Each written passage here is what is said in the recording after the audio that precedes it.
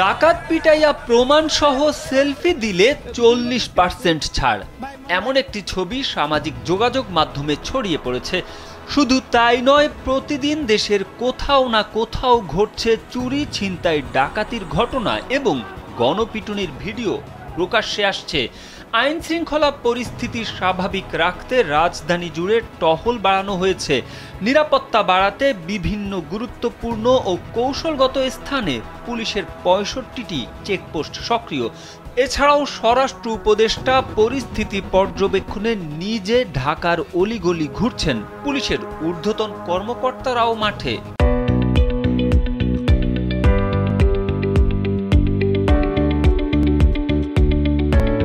এত কড়া নিরাপত্তার মধ্যেও রাজধানীতে ছিনতাই, গুলি, কুপিয়ে আহত করার ঘটনা থেমে নেই।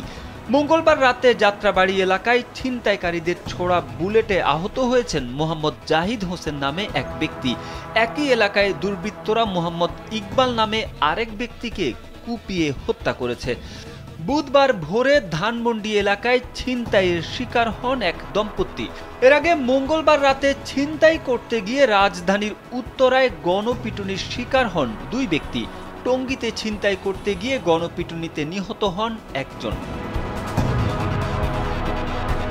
আইন শৃঙ্খলা রক্ষাকারী বাহিনীর সূত্রগুলো বলছে, চলমান অপারেশন ডেভিল হান্টের মধ্যেই রাজধানীর আইন শৃঙ্খলা পরিস্থিতি কাঙ্ক্ষিত পর্যায়ে না যাওয়ায় অপরাধপ্রবণ এলাকায় অভিযান জোরালো করা হয়েছে। মঙ্গলবার রাতে ঢাকা ও আশপাশের এলাকাগুলোয় টহলের সংখ্যাও বাড়ানো হয়েছে। গেল সোমবার আইন শৃঙ্খলা সংক্রান্ত কোর কমিটির সভায় বেশ কিছু সিদ্ধান্ত নেওয়া হয়। এর আগে রোববার মধ্যরাতে নিজ বাসায় সংবাদ সম্মেলন ডেকে অপরাধীদের বিরুদ্ধে কঠোর হওয়ার কথা জানান স্বরাষ্ট্র উপদেষ্টা মোহাম্মদ জাহাঙ্গীর আলম চৌধুরী। ঢাকা মহানগর পুলিশ সূত্র জানায়, স্বরাষ্ট্র উপদেষ্টার ঘোষণার পর নড়ে চড়ে বসে পুলিশ। সোমবার রাত থেকে মঙ্গলবার পর্যন্ত ২৪ ঘন্টায় ডিএমপির ৫০টি থানায় ৫০০টি টহল টিম ও ৬৫টি পুলিশ চেকপোস্ট বসিয়ে তল্লাশি চালানো হয়, যা অব্যাহত রয়েছে। ডিএমপির টহল টিমের পাশাপাশি সিটিটিসির ১৪টি, অ্যান্টি টেরোরিজম ইউনিটের ১২টি এবং ডিএমপির সঙ্গে র্যাবের ১০টি টহল টিম দায়িত্ব পালন করছে।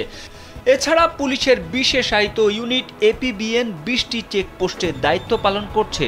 তারপরও ডাকাতি, ছিনতাই থামছে না।